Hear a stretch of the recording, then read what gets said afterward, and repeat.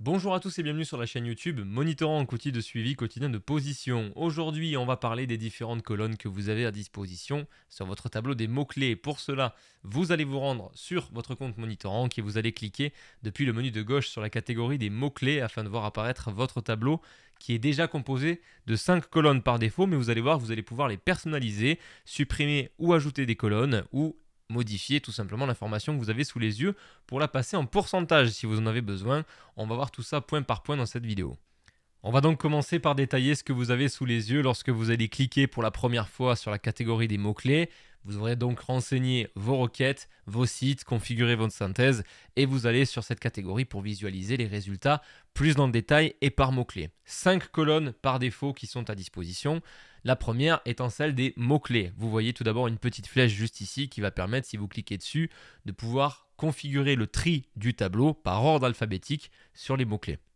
Lorsque vous allez identifier le type de tri, ça va se mettre à jour ici, en haut à droite. Vous allez pouvoir cliquer dessus pour encore plus l'affiner, pour l'ordre d'affichage par exemple, avec l'ordre alphabétique inversé, ou aussi bien trier par un autre type d'information, à savoir ici les positions de la plus petite à la plus grande. Et lorsque vous allez appliquer, ça va se mettre à jour au niveau des flèches juste ici, mais également sur le tableau en lui-même. Et vous allez pouvoir du coup faire votre tri en fonction de vos besoins. Une fois que vous aurez fait votre tri, vous allez pouvoir vous concentrer sur le type d'information que vous allez pouvoir avoir avec la colonne des mots-clés. Notamment, cliquez sur l'une des requêtes que vous aurez à disposition pour afficher le top 50 ou le top 100 d'un mot-clé, selon la configuration du projet que vous aurez paramétré au préalable.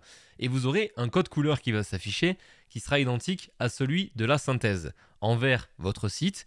En orange, si vous en avez, vos concurrents qui se positionnent. Et tout ce que vous voyez en résultat en noir, ce sont les concurrents que vous n'aurez pas identifiés dans votre synthèse, mais ce sont les pages qui se positionnent sur votre site avec respectivement les positions de chacune. Comme vous ne l'avez pas identifié en tant que concurrent, on les affiche en sites divers, entre guillemets, ce qui va vous permettre d'avoir tout de même un affichage détaillé de toutes les pages qui se positionnent sur votre requête. Si vous remontez un petit peu plus haut sur votre page, vous allez pouvoir cliquer sur divers onglets qu'on vous met à disposition qui se nomment comme des types de résultats. Vous allez pouvoir avoir comme information ici sur quel type de résultat se positionne mon mot-clé et est-ce que moi je me positionne dessus. Si vous cliquez ici sur le naturel, comme on l'a vu juste avant, vous allez pouvoir analyser tous les sites qui se positionnent sur une période que vous aurez mentionnée en haut à droite dans votre calendrier. Évidemment, si je mentionne une période différente, vous allez pouvoir avoir des données qui vont s'actualiser parce qu'aujourd'hui, par exemple, il n'y avait pas d'image pour ce mot-clé. J'ai donc du naturel, des PA et des recettes et je vais pouvoir analyser ici quel site se positionne sur tel type de position. Pour le graphique qui est juste en dessous du mot-clé, vous allez pouvoir le personnaliser en cliquant sur les trois petits points. Par défaut, il est à 250, mais si vous le voulez en plus petit, vous modifiez sa taille. Si vous le voulez au contraire en plus grand pour analyser dans le détail le graphique de position qu'on vous remonte, vous allez pouvoir l'agrandir et passer votre souris pour avoir plus de visibilité. Ça peut être pratique dans certains cas de figure. Une fois que vous avez personnalisé la hauteur de votre graphique, vous allez pouvoir revenir en arrière et on va parler des autres options disponibles sur cette colonne des mots-clés. Lorsque vous allez passer votre souris sur la requête, sans cliquer dessus, vous allez voir apparaître trois petites icônes. La première, représentée par une étiquette, va vous permettre d'appliquer un tag sur un mot-clé. Vous allez décider si ce tag va s'appliquer à tous les sites de votre projet ou au contraire à un site en particulier. Dans ce cas-là, vous le sélectionnez. Si vous ne souhaitez pas en sélectionner un en particulier et que vous souhaitez les voir apparaître sur tous les sites, vous gardez la première option. En dessous, vous avez plusieurs indications. À savoir qu'un tag n'a pas d'utilisation propre, c'est à vous de les créer, il n'y en a pas par défaut lorsque vous allez créer votre compte, et d'assigner leur utilité. Vous les utilisez comme vous le voulez, de la manière dont vous le souhaitez et selon votre besoin. Il n'y a pas d'utilisation identique sur tous les projets. Vous pouvez tout à fait créer un tag sur un projet et le retrouver dans les projets secondaires. Pour créer un tag ou gérer des tags que vous avez déjà créés, vous cliquez tout en bas sur gérer les tags. Pour en créer un, vous identifiez la couleur et vous le nommez de la manière dont vous le souhaitez. Une fois que c'est validé, il apparaîtra sur votre petite liste juste ici et vous n'avez plus qu'à sélectionner le tag en question pour le voir apparaître à côté de votre mot-clé. Si vous voulez gérer les tags pour les supprimer, vous avez un choix multiple à disposition. Vous cliquez simplement sur la petite icône de suppression sur la droite et vous validez votre choix pour ne plus voir les tags apparaître sur votre liste. Une fois que vous avez fait tous les tags de vos mots-clés, vous allez pouvoir les retrouver sur la barre de filtre tout en haut et les trier par tag pour voir apparaître uniquement les mots-clés tagués de la manière dont vous l'avez fait.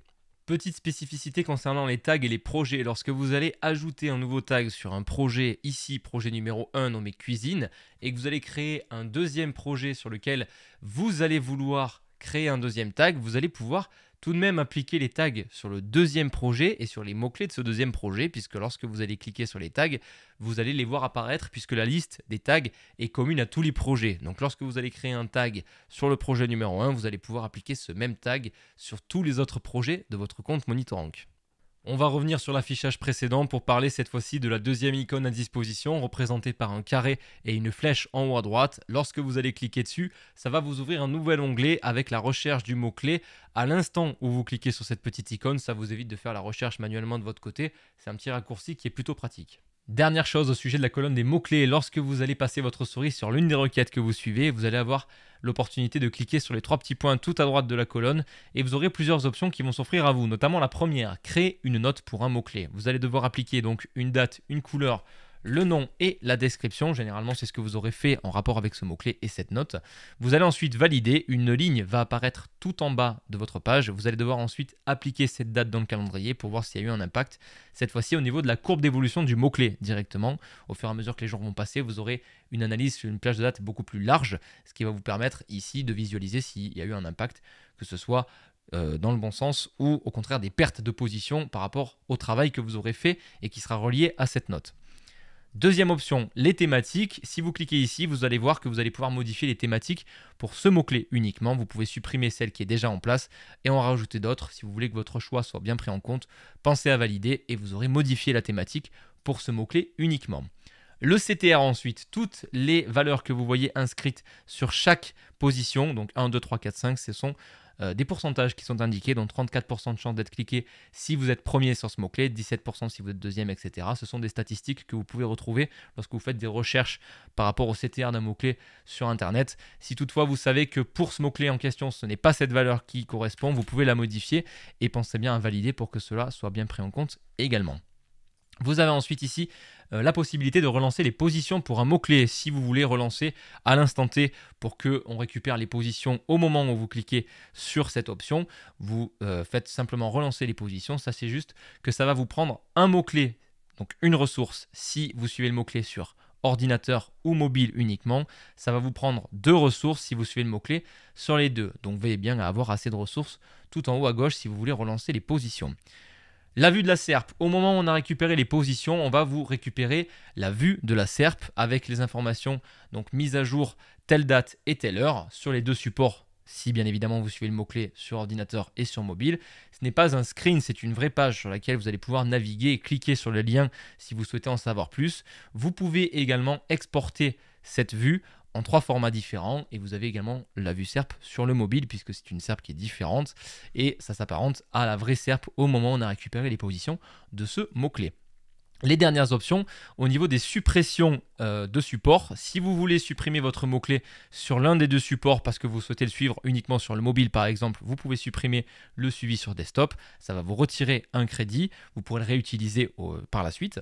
Si toutefois vous sélectionnez cette ligne, donc suppression sur ordinateur et sur mobile, vous allez perdre le suivi de ce mot-clé, mais vous allez récupérer 2 crédits que vous allez pouvoir réutiliser. Donc attention, pensez bien, encore une fois, à visualiser votre offre si vous voulez renouveler un petit peu vos mots-clés. Et si vous supprimez en cliquant sur cette ligne, le mot-clé n'existera plus dans votre tableau de position. Au sujet des autres colonnes que vous aurez à disposition, vous aurez bien évidemment la colonne de position séparée par ordinateur et par mobile. Si toutefois vous ne suivez pas le mot-clé sur l'un des deux supports, vous aurez une petite icône similaire à celle-ci qui vous permettra, si vous cliquez dessus, dans cet exemple, de suivre le mot-clé également sur mobile. Attention, si vous faites ça, vous aurez un crédit qui va s'ajouter sur votre offre. Veillez bien à avoir les ressources nécessaires pour le traitement. En termes d'information, vous aurez ensuite la position de votre page aujourd'hui, suivie par la variation par rapport au début de la période, et enfin la position moyenne, toujours sur la période que vous aurez mentionnée dans le calendrier. Vous avez ensuite toutes les pages qui vont se positionner sur votre site. Si on a plusieurs, vous allez pouvoir toutes les visualiser en cliquant sur le petit plus à côté du nombre de pages que vous avez positionnées sur ce mot-clé. La courbe d'évolution avec 2 couleurs, une bleue pour l'ordinateur, une rose pour le mobile. Vous avez ensuite la colonne de volume dernier qui est mis à jour chaque fin de mois qui va vous permettre de visualiser le volume du mois dernier. En plus des colonnes que je viens de vous décrire, vous avez l'option de rajouter plusieurs autres colonnes qui vont potentiellement vous aider pour votre analyse.